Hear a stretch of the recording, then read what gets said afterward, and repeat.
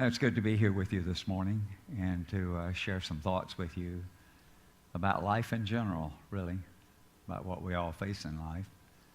The topic of my lesson sermon is turning points. And before I get into that, I want to share with you a personal experience that's happened this past week because it's impacted me very dramatically and very heavily.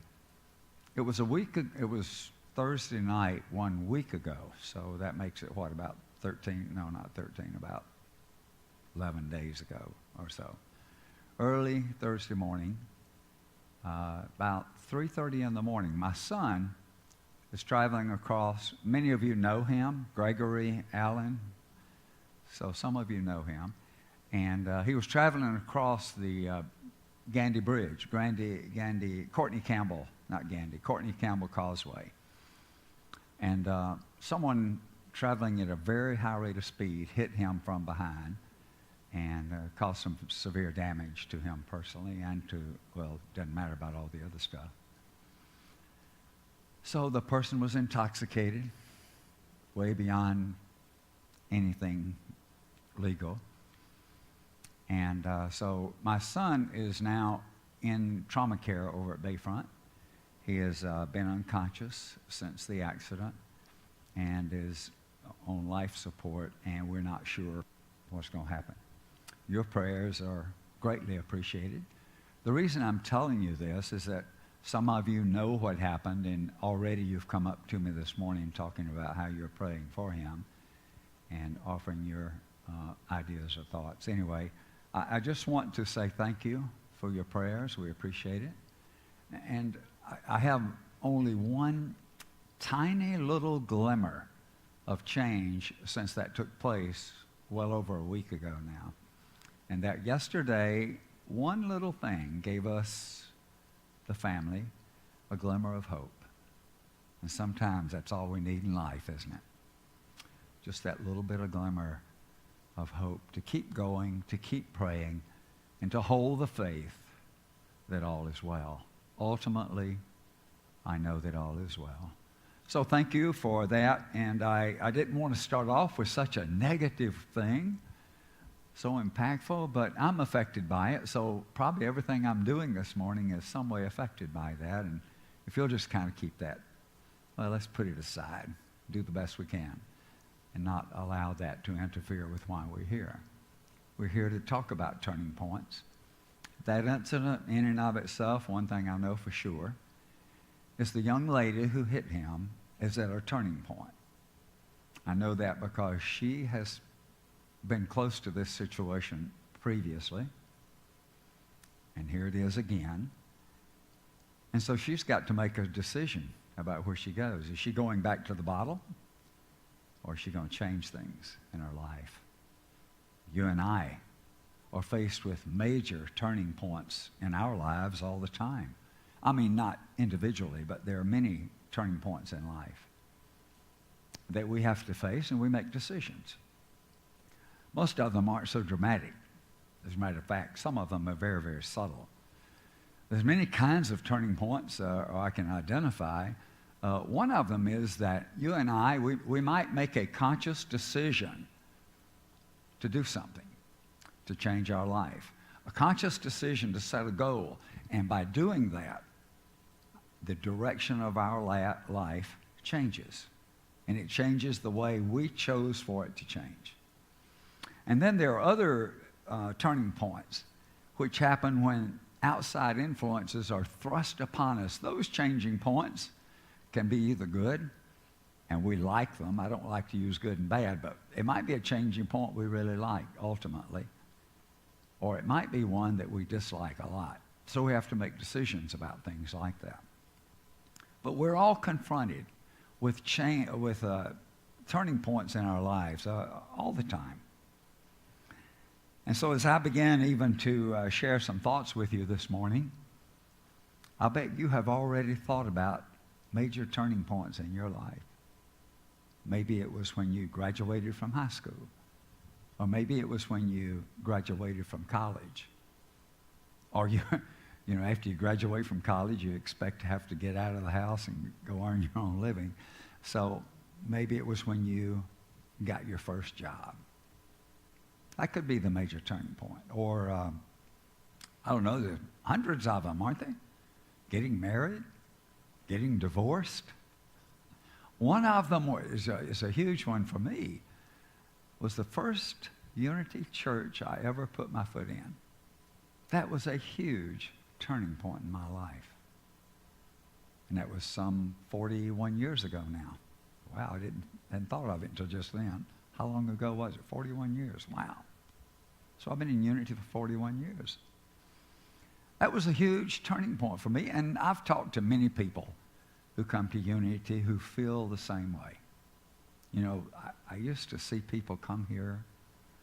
They would sit in the congregation, and they would just start crying. Or they'd be back in that prayer chapel back there, and they would just start crying because they had never experienced a place who doesn't teach condemnation, and they teach the love of God, the love of Spirit, versus all those other things that we've often heard or learned in our lives. I certainly learned a lot of that. I was talking with Gene at a break, and we were talking about, he grew up Catholic, and he certainly got his case of guilt. I grew up Southern Baptist, and boy, I got a lot of hellfire and damnation. And so much so that I left the church and swore I'd never go back. Until 19 years later, I stepped into a Unity church in Atlanta, Georgia. And folks, that turned my life around. It came at a time when I was feeling desperate. It came at a time when I had no joy in life. And then all of a sudden, I began to see how that could be different. And so I just kept coming back. And I'm still coming back. And every time I come back, I still learn. I'm still learning about Unity principles, learning primarily now how to live them. And that's so important for every one of us. We make choices, and so we have to decide how we are going to live our lives. And all these major events that we go through, they change the direction of our life's path. Now, all the turning points in life are not major events. Some are very subtle. They come upon us quietly.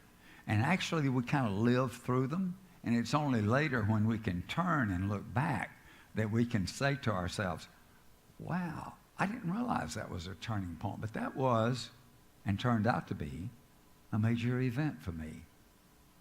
I didn't know going to church was going to change my life.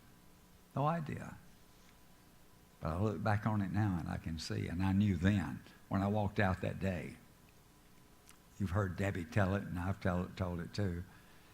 And we argue and claim who said it first, but one of us walked out and said, my God, that's the first time I've ever been in church and walked out feeling better than I did when I walked in. So that was our shining moment for that. Now, in this moment right now, I don't know how the situation with my son is going to turn out. It doesn't look good.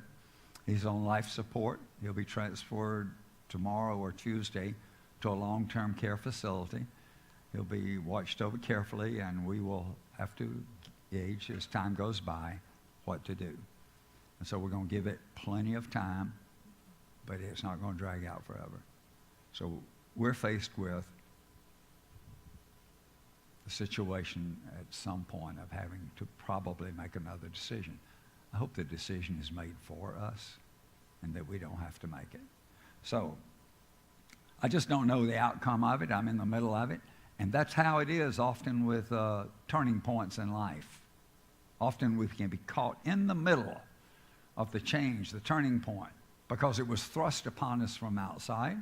We didn't intend to get fired from a job, but here we are, now looking for another job, so that we're in the middle of it when those kinds of things happen. And for us this morning, just hang with me a few minutes, and I hope that we'll learn something about how do we deal with that? How do we move forward when it happens?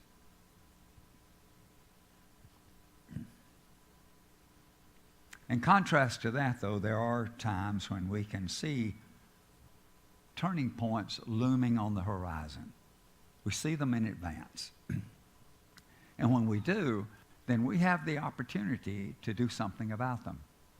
We can contemplate, we can evaluate, and then we can make decisions on the kind of action that we're going to take as we see these turning points in front of us. I can see two turning points today that are facing you and me. It's affecting all of us. And the first one, and I don't want you to get too excited when I say this, is our political system. So I want you to be assured with you of this. I'm not here to report on the news. I'm not going to tell you all the things that's happened, or all the things that didn't happen, or how terrible I think things are. That's not my job. My job is just a little different than that.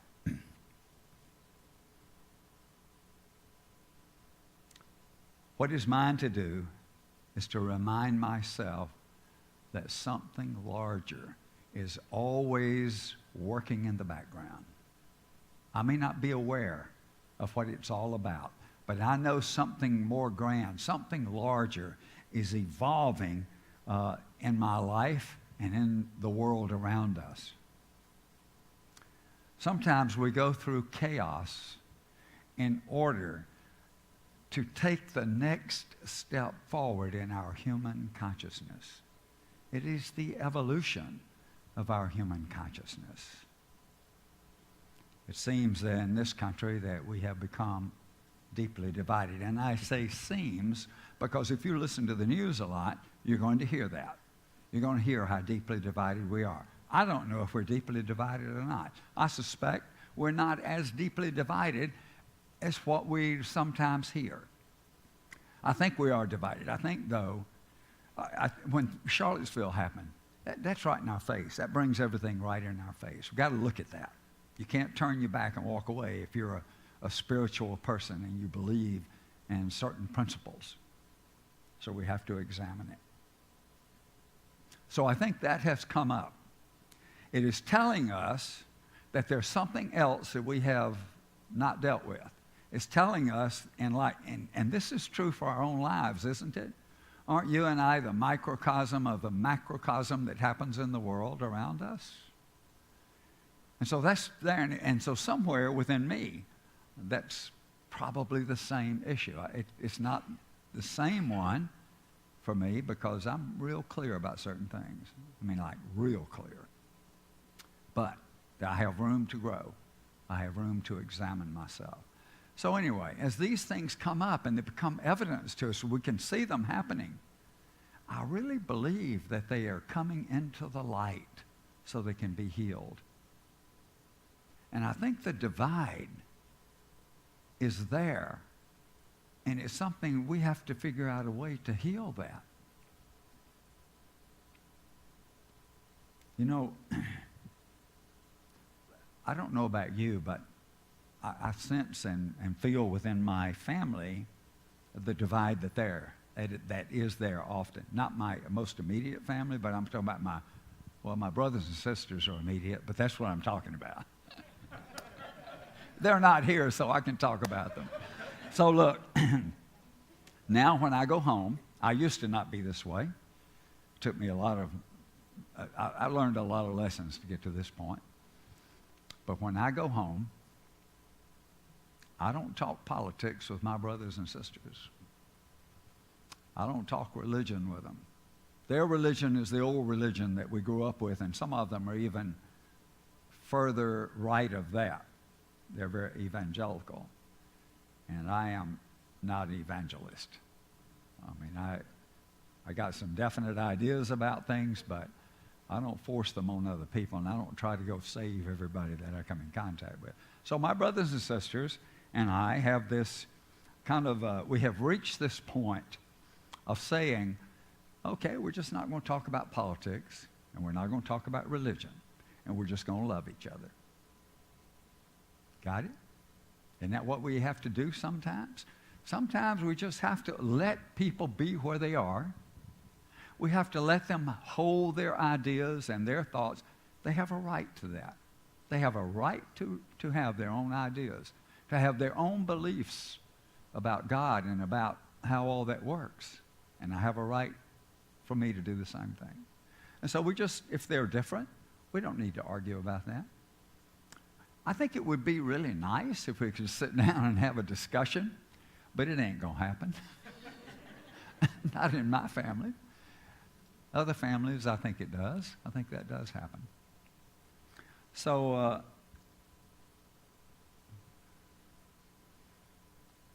anyway, I lost track of myself. I get so involved with what I'm saying. So anyway, J.K. Rowling, the great philosopher, modern-day philosopher, she said that we are only as strong as we are united, as weak as we are divided. We need to bring our strength forward. We need to heal the divide by several ways. Now, I'll cover this a little bit more in a minute. But we need to be more united. I think it would help us if we could. Let me give you an example. Right here, this community. Anybody don't feel accepted here? Anybody feel like you have to be the top dog or one-upmanship on anybody else? You don't feel, nobody feels that.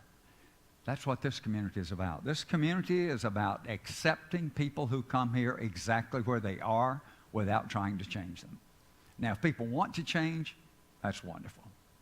All for it. Support them any way that I can, and I'm sure that Reverend Clive is the same way. Support anyone who comes here if they want to change. So in our community, we are a microcosm again. And what gets me is this. We exist here not only peacefully, but we exist here with a lot of compassion and acceptance and a lot of love and a lot of unity of spirit. We don't all see everything the same way. We have to understand that. Within our congregation here, I'll bet you, if I were to call it out, there are probably Lutherans and Independents. There are probably Democrats and Republicans. And yet we sit here in this room and we can hug each other and we can tell each other that we love you and I support you. It's that kind of unification that we need throughout our country. And how can we carry that from here to the outer world? That is the real key for all of us. How do we do that? Well, I've already named some things. You got to be able to and willing to accept other people exactly the way they are without wanting to change them. It took me a long time to get to that place.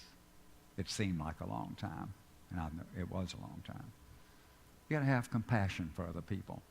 That's one that I still to this day am working on. I work actively on having compassion because I see other people and I think to myself, well, why did they do that? Why? And then I have to stop and say, okay, wait a minute, Alan. That's not who you are. You don't judge people that way. Have compassion. You don't know what that person's situation is like. I don't know what that young lady's life is like. I know a lot of it, but I don't know it all. I've never met her. And actually, I'm just struggling to this day with how to approach that whole thing. What do I really feel about her? And if I'm really honest with myself, I have to say it's not not a real good thought, okay? But there's a part of me that comes up and says, who are you, Alan? If you're a spiritual being, what does that mean? What does it mean to be a spiritual being?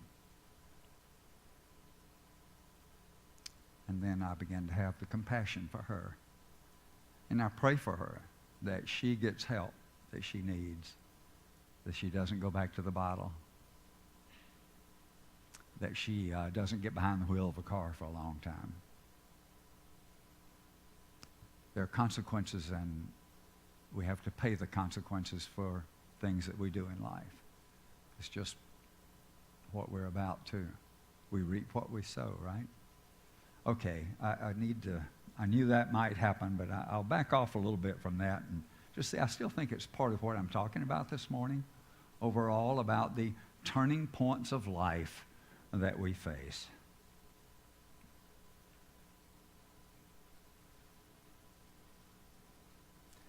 One of the things that I truly believe that is needed is the attitude that we carry around with us. And I know that in this church, to add to what I was saying about our unified community right here in spirit, is that we need this attitude of, I don't just respect you, I really want the very best for you. I want you to have the very best there is to be had. I don't want to withhold anything from you.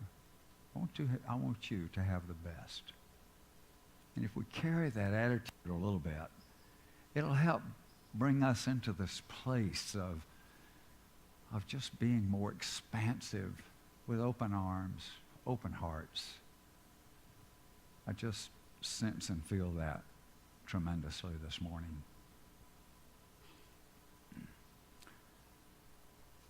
There's a second turning point that I can think about, and that's right here in our community.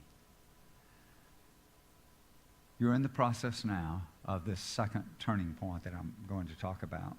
You're faced with choosing a permanent minister.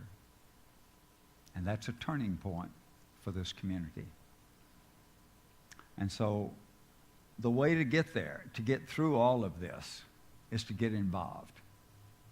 You know, you have a board of trustees. They were duly elected by the membership of this church. And they are charged with the responsibility to find a new minister. And not just a new minister, but to find a qualified minister that fits the needs and the desires, goals, and path that this church wants to travel on. And that's a big responsibility. The minister is charged to run this church under the Board of Trustees' direction and in accordance with the bylaws of the church. And remember this now, as I talk about it, your Board of Trustees, they're not paid to do that job. They're volunteers. And so don't go beat them up about something that's going on. You know, you want to support them. You want them to keep doing that because you don't want to do it, do you?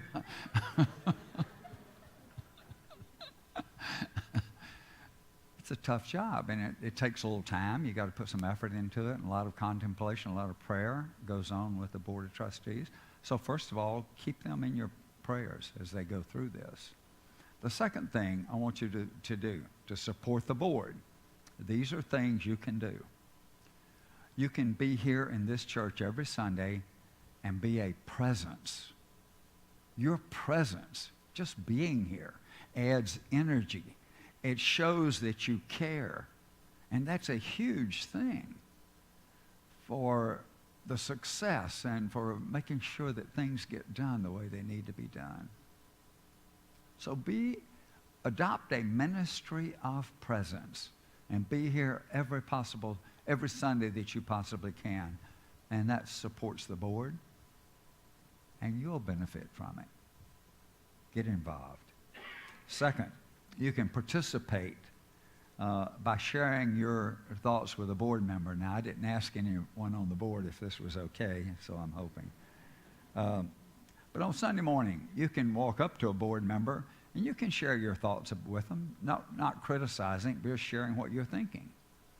And they would love that. It helps give them some direction about what you want, and it gives them direction about who they're going to hire.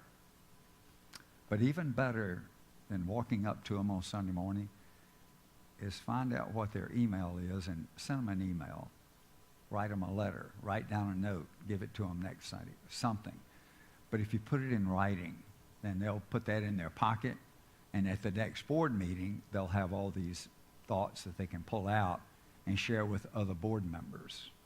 So that's important, and that helps them tremendously in order to do their job. Now keep in mind, you may have a great thought, and they may not adopt it. So don't get mad if they don't do every little thing that you ask them to do. Their job is the greater good for the entire congregation and the way they see it. But your thoughts, your emails, your conversations will affect the way they see things and their actions. And then third, this one goes without saying, but I'm going to say it anyway, your financial support is imperative. So keep the money coming in. You live an abundant life. Every one of us here lives an abundant life, all to different degrees, of course. But within our abundance, we have a little bit more than we really need. So think about that as you think about your church and wanting to support it in all that it's doing. There's a Bible verse that comes out of Psalms 133:1, where it reads, "How very good and pleasant it is when kindred live together in unity." We live in unity of the spirit of being a spiritual person. That just occurred to me. Isn't that great? I want to share two other Bible verses with you that I brought this morning and are very powerful ones.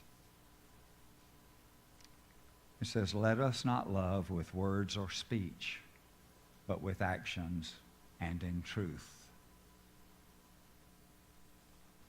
And then this one, "Do not let kindness and truth leave you."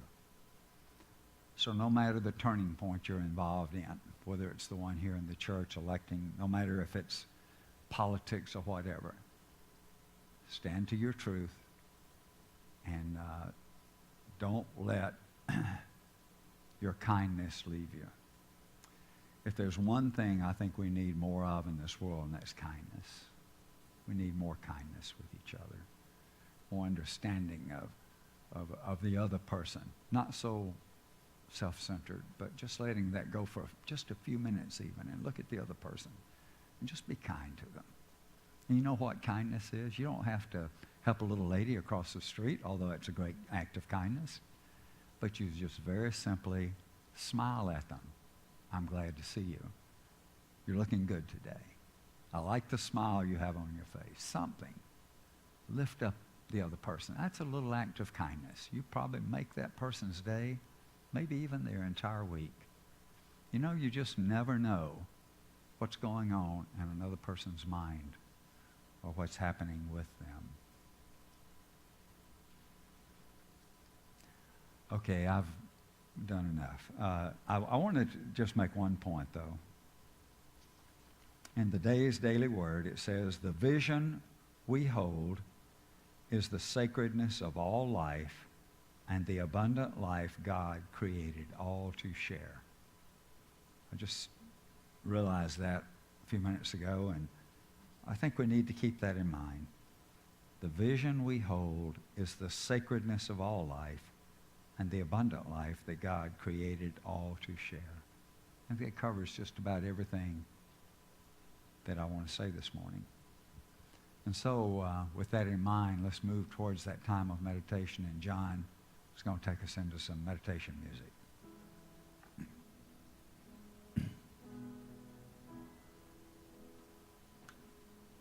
Lord, prepare me to be a sanctuary, pure and holy, tried and true.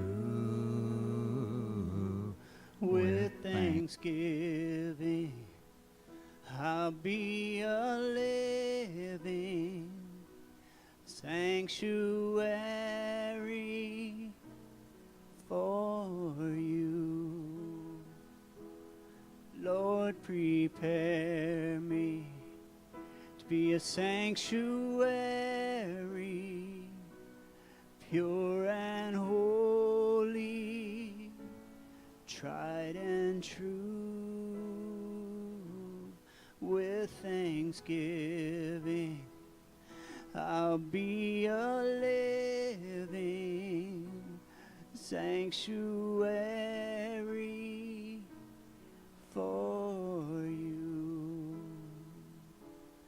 Sanctuary